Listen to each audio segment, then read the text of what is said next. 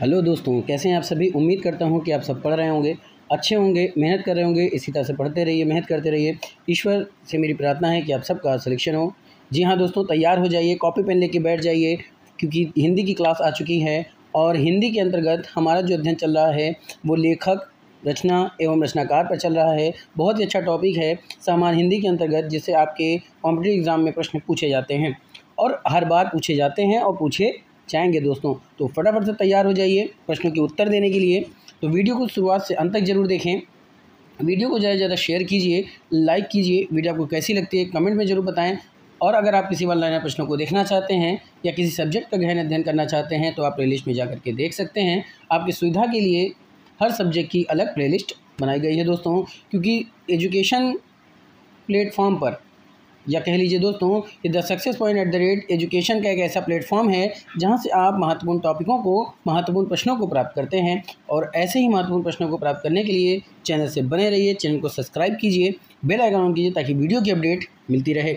चलिए शुरू करते हैं, देखते हैं कि आज रचना एवं रचनाकार या लेखक एवं उनकी महत्वपूर्ण जो रचनाएँ हैं उसके अंतर्गत कौन से महत्वपूर्ण प्रश्नों को रखा गया है। तो आज का पहला प्रश्न है दोस्तों, आज का पहला प्रश्न है, इनमें से निराला की कविता कौन सी है। प्रश्न बहुत ही अच्छा, बहुत ही लाजवाब हुआ दोस्तों। इसी तरह के प्रश्न आपको रोज़ाना मिलते हैं हिंदी के अंतर्गत, क्योंकि सामान्य हिंदी हर कॉम्पिटिटिव एग्ज़ाम में पूछी जाती है। अगर आप किसी यूपीएससी की तैयारी करते हैं, यूपीपीएससी की तैयारी करते हैं या किसी भी डिपार्टमेंट की तैयारी करते हैं तो उन सभी के लिए इम्पॉर्टेंट है। खास करके एक इन्फॉर्मेशन और देना चाहूँगा कि अगर कोई बच्चा कक्षा 8 से कक्षा 12 के बीच में पढ़ रहा है तो उसके लिए भी वीडियो काफ़ी लाभदायक होगी। प्यारे दोस्तों, आपसे गुजारिश है कि आपके आसपास अगर कोई ऐसे बच्चे जो तैयारी करने वाले हैं या फिर कक्षा 8 से लेकर के कक्षा 12 तक पढ़ने वाले बच्चे हैं तो उन तक ये वीडियो को शेयर कीजिए। क्या पता आपके शेयर करने से ये वीडियो ऐसे लोगों तक पहुँच जाए जिसको सबसे ज़्यादा ज़रूरत है दोस्तों। तो इनमें से निराला की कविता कौन सी है। ए विकल्प है रश्मि, बी विकल्प है तुलसीदास, सी विकल्प है आंसू और डी विकल्प है उच्छ्वास। इनमें से निराला की कविता कौन सी है। रश्मि, तुलसीदास, आंसू, उच्छ्वास। प्रश्नों को देखिए, विकल्पों को समझिए और तब उत्तर लगाने का प्रयास कीजिए। यानी दोस्तों, अगर आप कॉपी पेन लेके बैठते हैं और उत्तर लगाने का प्रयास करते हैं तो आप ये जान पाएंगे कि कितने सही प्रश्नों के हम उत्तर दे सकते हैं। तो अगर सिलेक्शन पाना है तो ज़्यादा से ज़्यादा प्रश्नों को लगाइए, संघर्ष से पीछे मत भागिए, क्योंकि संघर्ष ही सफलता की असली कुंजी है। वो कहते हैं ना दोस्तों कि the struggle is the success of, वो कहते हैं ना दोस्तों कि the struggle is the key of success, यानी कि जो संघर्ष होता है वो आपकी सफलता की सबसे बड़ी कुंजी होती है। तो चलिए देखते हैं इनमें से निराला की कविता कौन सी है। तो कविता की जो निराला की कविता है वो है तुलसीदास। इनमें से निराला की कविता कौन सी है दोस्तों, तुलसीदास। क्या है, तुलसीदास। तो यानी आपका बी विकल्प सही हो जाएगा। तो B is the right answer for this question. दोस्तों अगले प्रश्न की तरफ चलते हैं और ये प्रश्न आपके लिए इम्पोर्टेंट हो जाएगा और महत्वपूर्ण हो जाएगा।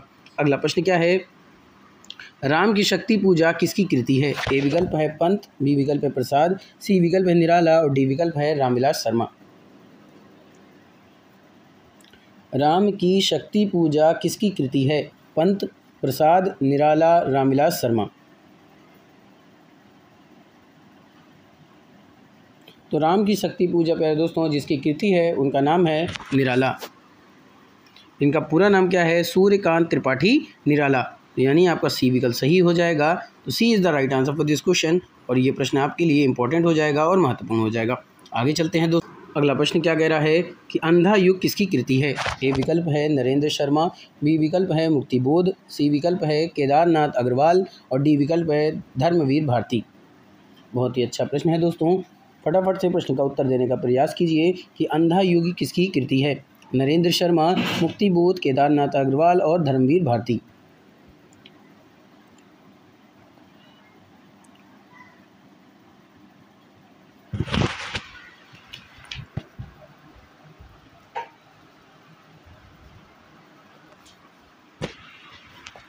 तो दोस्तों अंधा युग किसकी कृति है। तो अंधा युग प्यारे दोस्तों धर्मवीर भारती की कृति है। किसकी है? धर्मवीर भारती की कृति है। तो आपका डी विकल्प सही हो जाएगा। तो D is the right answer for this question. और ये आपके लिए क्या हो जाएगा? इंपॉर्टेंट हो जाएगा प्यारे दोस्तों। बस समझ में आ रही है? धर्मवीर भारती यानी कि डी विकल्प। अगला प्रश्न है, नीला देवी नाटक के रचयिता का नाम बताइए। प्रश्न क्या है? नीला देवी नाटक के रचयिता का नाम बताना है। विकल्प क्या है? भारतेंदु हरिश्चंद्र, प्रसाद अश्क, विष्णु प्रभाकर। नीला देवी नाटक के रचयिता का नाम बताइए। आपके विकल्प हैं भारतेंदु हरिश्चंद्र, प्रसाद अश्क, विष्णु प्रभाकर।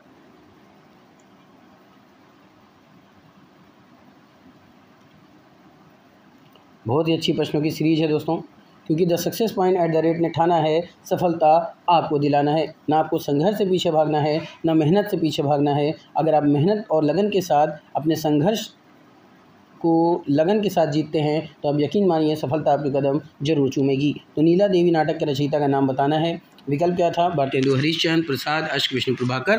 तो नीला देवी नाटक के रचयिता का नाम है दोस्तों भारतेंदु हरिश्चंद्र, यानी कि आपका ए विकल्प सही हो जाएगा। तो A is the right answer for this question. और बाकी के विकल्प यार दोस्तों आपके गलत हो जाएंगे। और ये प्रश्न आपके लिए इम्पोर्टेंट भी होगा और महत्वपूर्ण भी होगा। अगला प्रश्न है, आवारा मसीहा के लेखक कौन है? तो ए विकल्प है शरद चंद्र, बी विकल्प है धर्मवीर भारती, सी विकल्प है विष्णु प्रभाकर और डी विकल्प है अमृत राय। आवारा मसीहा के लेखक कौन है? शरद चंद्र, धर्मवीर भारती, विष्णु प्रभाकर, अमृत राय।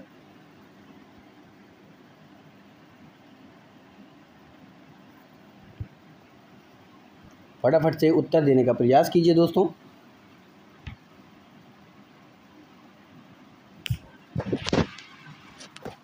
तो आवारा मसीहा के लेखक पूछ रहा है, तो आवारा मसीहा के लेखक हैं विष्णु प्रभाकर। कौन है प्यारे दोस्तों? आवारा मसीहा के लेखक का नाम है विष्णु प्रभाकर, जो कि सी विकल्प में दे रहा है। तो C is the right answer for this question. और ये प्रश्न आपके लिए क्या हो जाएगा? इंपॉर्टेंट हो जाएगा। अगला प्रश्न देखते हैं, कलम का सिपाही किसने लिखी है? प्रश्न क्या है दोस्तों? कलम के सिपाही किसने लिखी है? तो ए विकल्प है प्रेमचंद, बी विकल्प है अमृत राय, सी विकल्प है रामविलास शर्मा, डी विकल्प है विष्णु प्रभाकर। कलम का सिपाही किसने लिखी है? ए विकल्प है प्रेमचंद, बी विकल्प है अमृत राय, सी विकल्प है रामविलास शर्मा और डी विकल्प है विष्णु प्रभाकर।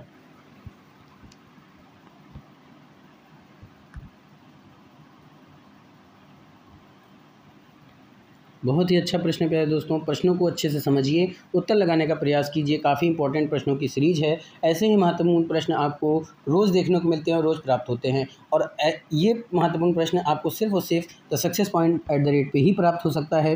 तो अगर आप किसी भी कॉम्पिटिटिव एग्जाम की तैयारी करते हैं तो उन सभी के लिए इंपॉर्टेंट है, चाहे वो यूपीएससी हो, यूपीपीएससी हो या अदर कोई कॉम्पिटिटिव एग्जाम हो, टीजीटी, पीजीटी, अदर कोई भी कॉम्पिटिटिव एग्जाम की तैयारी करते हैं तो उन सभी के लिए इंपॉर्टेंट होगा। क्योंकि प्यारे दोस्तों हमारा प्रयास रहता है कि हम एक ऐसी कॉमन वीडियो बनाएं जो हर कॉम्पिटिटिव एग्ज़ाम को क्रैक करा सके। तो कलम का सिपाही किसकी लिखी हुई है? प्रेमचंद, अमृत राय, रामविलास शर्मा, विष्णु प्रभाकर। दोस्तों कलम का सिपाही किसने लिखा है? तो कलम का सिपाही लिखा है अमृत राय ने। तो आपका कौन सा विकल्प सही हो जाएगा? बी विकल्प सही हो जाएगा। तो B is the right answer for this question. अगले प्रश्न की तरफ चलते हैं। अगला प्रश्न क्या पूछ रहा है दोस्तों कि रक्षाबंधन नाटक के रचयिता कौन है? प्रश्न क्या है कि रक्षाबंधन नाटक के रचयिता कौन है? ए विकल्प है सेठ गोविंद दास, बी विकल्प है हरि कृष्ण प्रेमी, सी विकल्प है मोहन राकेश, डी विकल्प है भारतेंदु हरिश्चंद्र। रक्षाबंधन नाटक के रचयिता कौन है? आपको इसका उत्तर देना है। बहुत ही अच्छा प्रश्न है दोस्तों, बहुत ही अच्छा सेगमेंट है। वीडियो को बिल्कुल स्किप मत कीजिए ताकि कोई भी इंपॉर्टेंट प्रश्न आपकी आंखों से छूटने ना पाए। प्रश्न क्या है? रक्षाबंधन नाटक के रचयिता कौन है? ए विकल्प है सेठ गोविंद दास, बी विकल्प है हरि कृष्ण मिश्र, सी विकल्प है मोहन राकेश, डी विकल्प है भारतेंदु हरिश्चंद्र।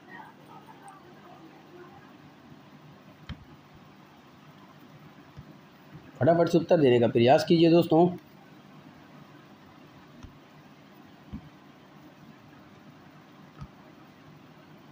दोस्तों आपको बता दूं रक्षाबंधन नाटक के रचयिता कौन है? तो रक्षाबंधन नाटक के रचयिता का नाम है हरि कृष्ण और इनको प्रेमी कहा जाता है। ठीक है, क्या नाम है? हरि कृष्ण नाम है और इनको प्रेमी के नाम से जाना जाता है, इसलिए हरि कृष्ण प्रेमी लिखा हुआ है यहाँ पर। तो बी विकल्प आपका क्या हो जाएगा दोस्तों, सही हो जाएगा। तो B is the right answer for this question दोस्तों। और ये प्रश्न क्या हो जाएगा आपके लिए इंपॉर्टेंट और महत्वपूर्ण हो जाएगा। अगला प्रश्न क्या पूछ रहा है कि कौन सा नाटक भारतेंदु का नहीं है। आपको क्या बताना है कि कौन सा नाटक है जो भारतेंदु हरिश्चंद्र का नहीं है। तो ए विकल्प है भारत दुर्दशा, बी विकल्प है स्वर्ण विहार, सी विकल्प है अंधेर नगरी, डी विकल्प है चंद्रावली नाटिका। प्यारे दोस्तों, आपसे छोटी सी गुजारिश है कि अगर आप चैनल पर नए विजिटर हैं और अभी तक आपने चैनल को सब्सक्राइब नहीं किया है तो चैनल को सब्सक्राइब कर दीजिए, बेल आइकन ऑन करिए ताकि वीडियो की अपडेट मिलती रहे। वीडियो को ज़्यादा से ज़्यादा शेयर कीजिए, लाइक कीजिए दोस्तों, क्योंकि आपके एक छोटे से सपोर्ट से बहुत सारे गरीबों का भला हो सकता है दोस्तों। क्योंकि ये जितनी भी वीडियो ये फ्री ऑफ कॉस्ट है, हमें सिर्फ़ और सिर्फ आपका प्यार और आपका सपोर्ट चाहिए। हम पूरे प्रयास में हैं कि हम ऐसे प्रश्नों को आपके बीच में लेकर आएँ जिससे कि आपका सिलेक्शन हो सके दोस्तों। क्योंकि अक्सर क्या होता है कि हम छोटे छोटे प्रश्नों को नज़रअंदाज कर देते हैं और वही प्रश्न हमारे एग्ज़ाम में अगर आ जाता है तो हम क्या करते हैं, उसे छोड़ देते हैं या फिर गलत कर देते हैं, जिससे हमारा सिलेक्शन क्या होता है, रुक जाता है। तो कौन सा नाटक भारतेंदु का नहीं है। ए विकल्प है भारत दुर्दशा, बी विकल्प है स्वर्ण विहार, सी विकल्प है अंधेर नगरी, डी विकल्प है चंद्रावली नाटिका। तो कौन सा नाटक भारतेंदु का नहीं है दोस्तों, आइए देखते हैं। तो भारतेंदु के नाटक की बात करें तो भारत दुर्दशा भी भारतेंदु हरिश्चंद्र का है, अंधेर नगरी भारतेंदु हरिश्चंद्र का है, चंद्रावली नाटिका की बात करें तो ये भी भारतेंदु हरिश्चंद्र का है दोस्तों। और अगर पूछा जा रहा है कि कौन सा नाटक है जो भारतेंदु हरिश्चंद्र का नहीं है तो वो है स्वर्ण विहार। क्या है दोस्तों, उसका नाम है स्वर्ण विहार। तो यानी कि बी विकल्प सही हो जाएगा इस प्रश्न के लिहाज से। तो B is the right answer for this question. और ये क्या हो जाएगा आपके लिए इंपॉर्टेंट हो जाएगा। ठीक है दोस्तों, आगे चलते हैं। तो यार दोस्तों, यहाँ से आपने क्या देखा कि कौन सा नाटक है जो भारतेंदु हरिश्चंद्र का नहीं है, तो वो है स्वर्ण विहार। याद रखिएगा, कौन सा नाटक है जो भारतेंदु हरिश्चंद्र का नहीं है, तो वो है स्वर्ण विहार। यानी बी विकल्प सही हो जाएगा। तो B is the right answer for this question. और ये इंपॉर्टेंट और महत्वपूर्ण होगा। यहाँ खास करके ये भी ध्यान रखिएगा, देखिए आपके कई प्रश्न एक प्रश्न से तैयार हो जाते हैं। अगर भारतेंदु हरिश्चंद्र के नाटक की बात करें तो भारत दुर्दशा, अंधेर नगरी, चंद्रावली नाटिका, ये किसके नाटक हैं, तो भारतेंदु हरिश्चंद्र के हैं। अगला प्रश्न क्या है, अंजू दीदी के रचनाकार कौन है। ए विकल्प है भारतेंदु हरिश्चंद्र, उदय शंकर भट्ट, उपेंद्र नाथ अश्क, भुवनेश्वर। अंजू दीदी के रचनाकार कौन है, आपसे ये प्रश्न पूछा जा रहा है।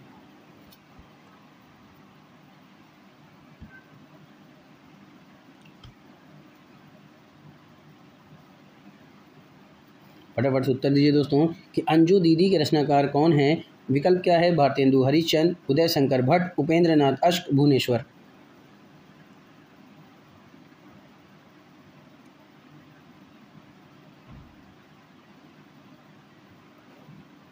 दोस्तों, अंजू दीदी के रचनाकार हैं उपेंद्र नाथ अश्क। कौन है, उपेंद्र नाथ अश्क। यानी उपेंद्र नाथ हैं और इनको अश्क के नाम से भी जाना जाता है। तो अंजू दीदी के रचनाकार कौन है, उपेंद्र नाथ, और उपेंद्र नाथ का दूसरा नाम क्या है, अश्क। तो सी विकल्प सही हो जाएगा। तो C is the right answer for this question. ये आपके लिए इंपॉर्टेंट होगा और महत्वपूर्ण होगा दोस्तों। अगला प्रश्न क्या है दोस्तों, इनमें से मोहन राकेश की कृति कौन सी है। प्रश्न बहुत ही अच्छा, बहुत ही लाजवाब है कि इनमें से मोहन राकेश की कृति कौन सी है। ए विकल्प है लहरों के राजहंस, बी विकल्प है रेशमी टाई, सी विकल्प है भोर का तारा, डी विकल्प है कौमुदी महोत्सव। इनमें से मोहन राकेश की कृति कौन सी है। आपके विकल्प हैं लहरों के राजहंस, बी विकल्प है रेशमी टाई, सी विकल्प है भोर का तारा, डी विकल्प है कौमुदी महोत्सव।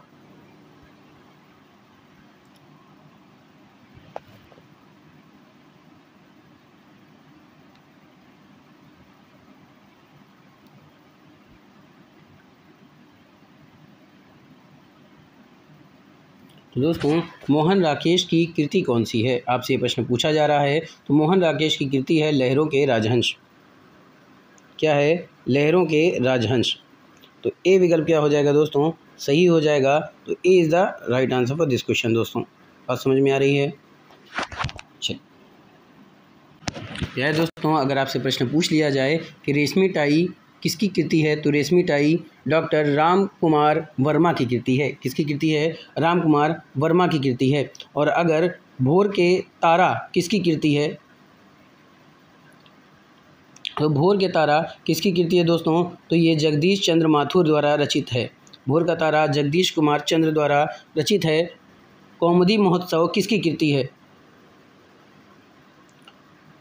तो प्यारे दोस्तों, अगर बात किया जाए कौमुदी महोत्सव की, तो कौमुदी महोत्सव एक क्या है कि संबंध में भ्रम है। तो एक कॉमेडी महोत्सव है, ठीक है। ये राम कुमार वर्मा द्वारा लिखा गया है। तो आपका यहाँ ए विकल्प सही हो गया। अगला प्रश्न है, दूसरी परंपरा की खोज नामक कृति के लेखक कौन है? प्रश्न है, दूसरी परंपरा की खोज नामक कृति के लेखक कौन है? ए विकल्प है रामवर सिंह, बी विकल्प है केदारनाथ सिंह, सी विकल्प है शिव प्रसाद सिंह, डी विकल्प है विजयपाल सिंह।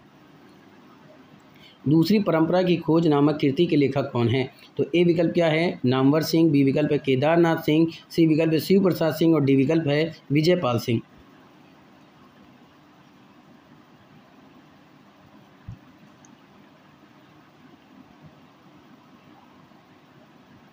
क्या दोस्तों, दूसरी परंपरा की खोज नामक कृति के लेखक हैं नामवर सिंह। कौन है? नामवर सिंह। याद रखिएगा, दूसरी परंपरा की खोज नामक कृति के लेखक कौन है? नामवर सिंह हैं।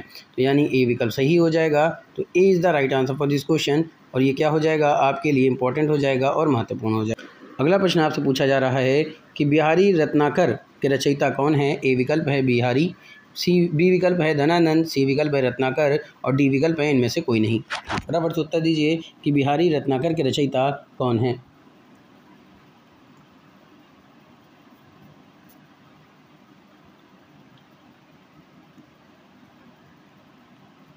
तो है दोस्तों, बिहारी रत्नाकर के रचयिता हैं रत्नाकर। कौन है? रत्नाकर। यानी कि सी विकल्प सही हो जाएगा। तो C is the right answer for this question. और ये क्या हो जाएगा? आपके लिए इंपॉर्टेंट हो जाएगा और महत्वपूर्ण हो जाएगा। अगला प्रश्न क्या पूछ रहा है? क्या भूलूं क्या याद करूं किसकी आत्मकथा है? क्या भूलूं क्या याद करूं किसकी आत्मकथा है? तो ए विकल्प है हरिवंश राय बच्चन, बी विकल्प है प्रेमचंद, सी विकल्प है नेहरू जी और डी विकल्प है रामविलास शर्मा। फटाफट से उत्तर दीजिए दोस्तों कि क्या भूलूं क्या याद करूं किसकी आत्मकथा है? ए विकल्प है हरिवंश राय बच्चन, बी विकल्प है प्रेमचंद, सी विकल्प है नेहरू जी और डी विकल्प है रामविलास शर्मा।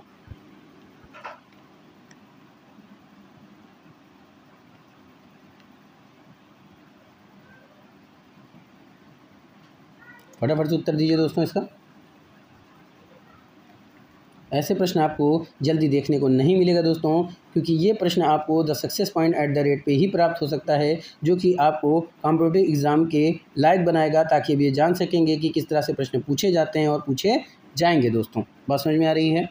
चलिए, तो क्या भूलूं क्या याद करूं किसकी आत्मकथा है। पर प्यारे दोस्तों, मेरा मकसद ये है कि मैं ऐसे प्रश्न आपको दूं जिससे आपका सिलेक्शन हो सके। तो इस तरह के प्रश्न आपके एग्ज़ाम में पूछे जाते हैं, इसलिए मैं इस तरह की कॉमन वीडियो लेकर आता हूं जिससे कि आपका सिलेक्शन सुनिश्चित हो सके। तो क्या भूलूं क्या याद करूं किसकी आत्मकथा है? तो क्या भूलूं क्या याद करूं प्यारे दोस्तों, ये किसकी कृति है? आपको इसका उत्तर देना है। तो इसका सही उत्तर है हरिवंश राय बच्चन। हरिवंश राय बच्चन, यानी कि ए विकल्प सही हो जाएगा।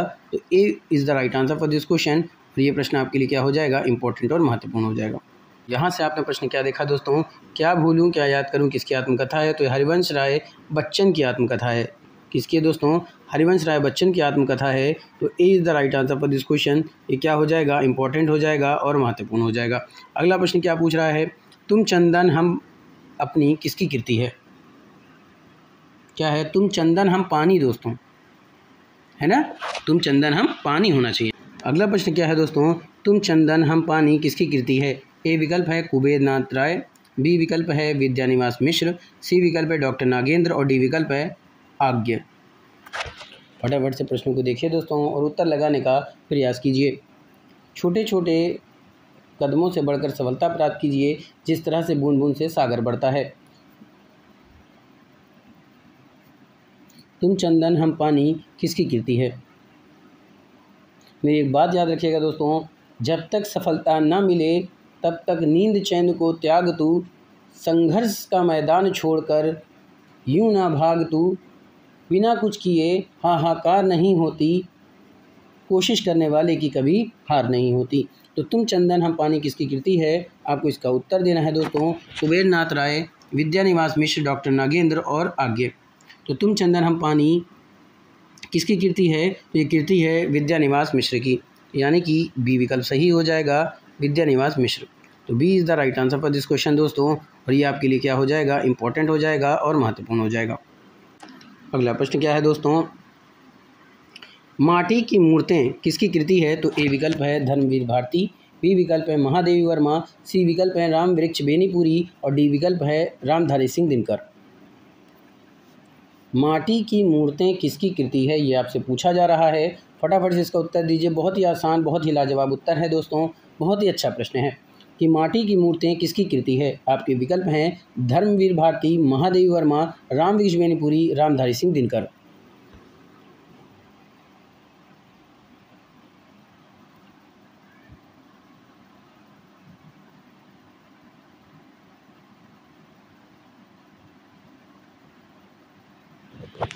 दोस्तों माटी की मूर्तें किसकी कृति है? तो माटी की मूर्तें जिसकी कृति है उनका नाम है राम वृक्ष बेनीपुरी। क्या नाम है?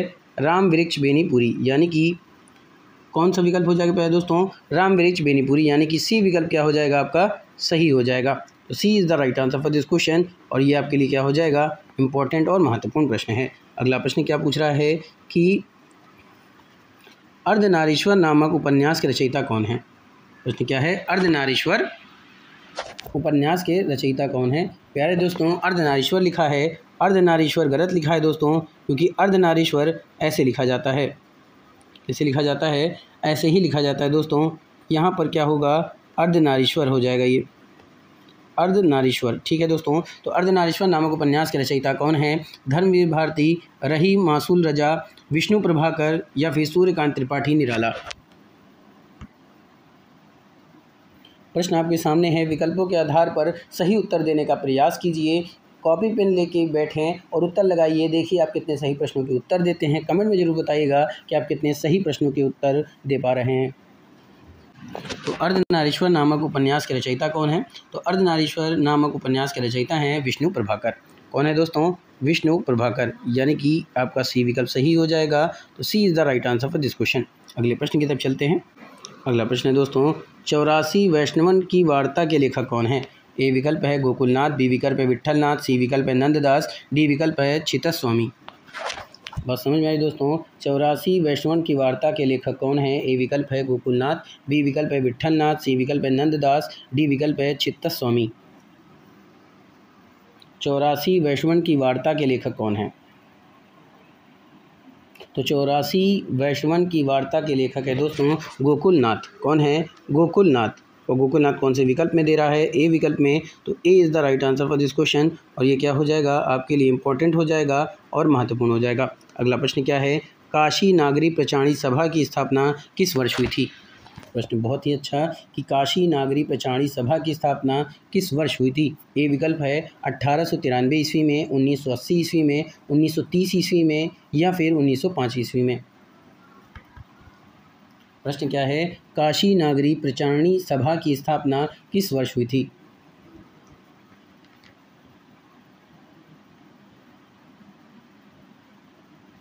फटाफट से उत्तर दीजिए दोस्तों, क्योंकि ऐसे प्रश्न आपको सिर्फ और सिर्फ the success point at the rate पे ही प्राप्त हो सकते हैं।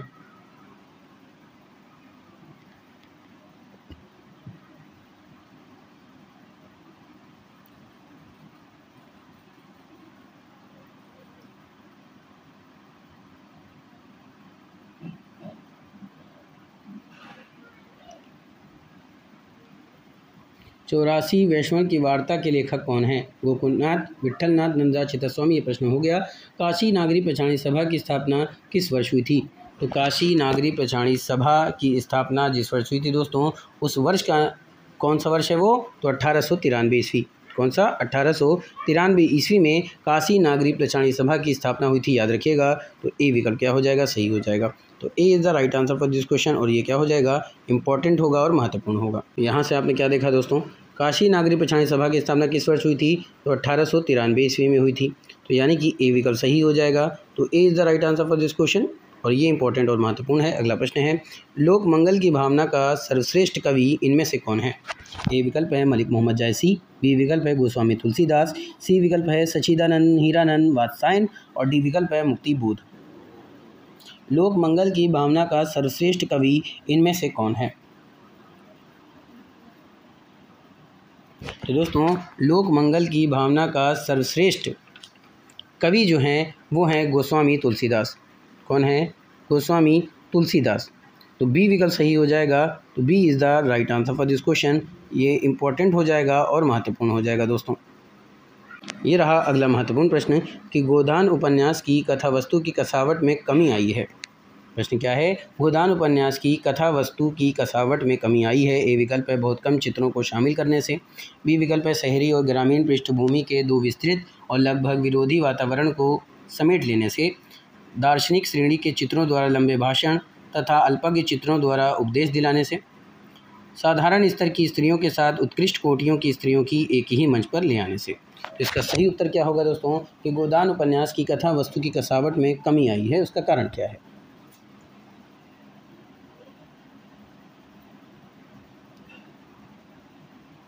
दोस्तों गोदान उपन्यास की कथा वस्तु की कसावट में जिस कारण से कमी आई है वो कारण क्या है? तो वो है शहरी और ग्रामीण पृष्ठभूमि के दो विस्तृत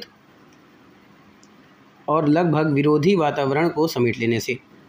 तो बी विकल्प सही हो जाएगा। तो B is the right answer for this question और ये आपके लिए क्या हो जाएगा? इंपॉर्टेंट हो जाएगा। अगला प्रश्न क्या है? आधुनिक हिंदी साहित्य की पहली आत्मकथा के लेखक कौन माने जाते हैं? ए विकल्प क्या है? बाबू श्याम सुंदर दास, देवेंद्र सत्यार्थी, हरिवंश राय बच्चन, जयशंकर प्रसाद। आधुनिक हिंदी साहित्य की पहली आत्मकथा के लेखक कौन माने जाते हैं? बाबू श्याम सुंदर दास, देवेंद्र सत्यार्थी, हरिवंश राय बच्चन, जयशंकर प्रसाद। तो प्यारे दोस्तों आधुनिक हिंदी साहित्य की पहली आत्मकथा के लेखक कौन है? तो वो है बाबू श्याम सुंदर दास। कौन है? बाबू श्याम सुंदर दास। तो यानी ए विकल्प सही हो जाएगा। तो A is the right answer for this question और ये आपके लिए क्या हो जाएगा? इंपॉर्टेंट हो जाएगा और महत्वपूर्ण हो जाएगा। अगला प्रश्न दोस्तों, महावीर प्रसाद द्विवेदी ने आदिकाल को क्या संज्ञा दी है? विकल्प क्या है? चारण काल, बी विकल्प है आदिकाल, सी विकल्प है वीर काल और डी विकल्प है बीजवपन काल। बीजवपन काल, बीजवपन काल। फटाफट से उत्तर दीजिए। महावीर प्रसाद द्विवेदी ने आदिकाल को क्या संज्ञा दी है? आपके विकल्प हैं चारण काल, आदिकाल, वीर काल, बीजवपन काल। तो दोस्तों महावीर प्रसाद द्विवेदी ने आदिकाल को जो संज्ञा दी है उसका नाम है बीजवपन काल। क्या है? बीजवपन काल। यानी कि डी विकल्प सही हो जाएगा। तो D is the right answer for this question और ये क्या हो जाएगा? इंपॉर्टेंट हो जाएगा और महत्वपूर्ण हो जाएगा। अगला प्रश्न क्या है? किस कवि को कवियों का कवि कहा जाता है? किस कवि को कवियों का कवि कहा जाता है? आपके विकल्प हैं धर्मवीर भारती, शमशेर बहादुर सिंह, रघुवीर सिंह, सर्वेश्वर दयाल सक्सेना। किस कवि को कवियों का कवि कहा जाता है? तो प्यारे दोस्तों शमशेर बहादुर सिंह को कवियों का कवि कहा जाता है। तो यानी कि बी विकल्प सही हो जाएगा। तो B is the right answer for this question. ये प्रश्न इंपॉर्टेंट भी होगा और महत्वपूर्ण भी होगा।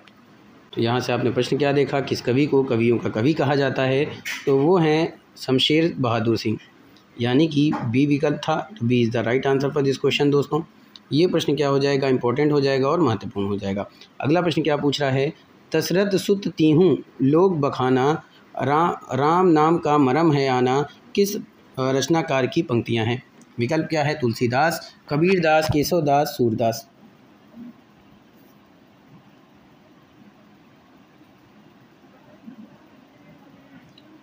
प्यारे दोस्तों दशरथ सुत तीहूँ लोग बखाना, राम नाम का मरम है आना, ये जिस रचनाकार की पंक्ति है उसका नाम है तुलसीदास।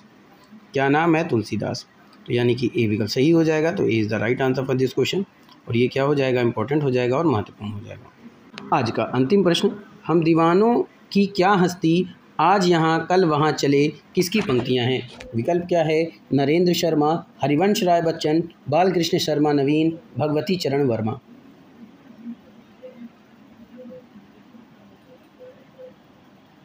तो दोस्तों हम दीवानों की क्या हस्ती आज यहाँ कल वहाँ चले, किसकी पंक्तियाँ हैं? आपके विकल्प थे नरेंद्र शर्मा, हरिवंश राय बच्चन, बालकृष्ण शर्मा नवीन, भगवती चरण वर्मा। तो इसका सही उत्तर क्या होगा दोस्तों? इसका सही उत्तर है भगवती चरण वर्मा। यानी कि डी विकल्प सही हो जाएगा। तो D is the right answer for this question और ये आपके लिए इंपॉर्टेंट होगा और महत्वपूर्ण होगा। प्यारे दोस्तों, आज के सेशन यहीं पे समाप्त करता हूँ। उम्मीद करता हूँ कि आप सब ऐसे ही मेहनत करते रहेंगे। अपना प्यार, अपना सपोर्ट दिए चैनल को। हमारी और आपकी मुलाकात इस चैनल पे फिर से होगी महत्वपूर्ण प्रश्नों के साथ। तब तक के लिए thank you. Wish you all the best.